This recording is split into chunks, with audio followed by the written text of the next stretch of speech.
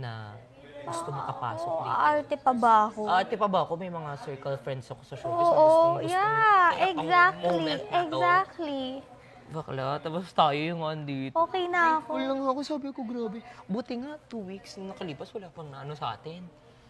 Umawat talaga sa atin na regular housemate. Tsaka ang hirap, ang hirap talaga. Like, na-humble down ako sa pagkain. Oh, bigger, hindi talaga, promise talaga, na-humble talaga ako. Kailangan First time mag-budget ever in my life, I ate rice and toyo talaga. Tapos yung cracklings. Proud of you! Oo, na-humble down ako. Medyo parang, pero ano rin, yung chores Pero naman, hindi naman kaya to ko siya naman yung forever, chores. eh. Exactly, Diba? experience. Yung chores naman, kaya ko talaga. Kasi mag-isa lang ako. Wala akong yaya 2 years. So, I wash the dishes talaga. Naglilinis talaga.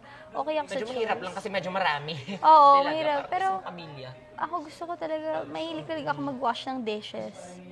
Tsaka linis, sa condo ko, yun challenge. Buti na lang, na-experience ko living alone talaga. So, chores, it doesn't matter to me. Yung ano lang talaga, pagkain.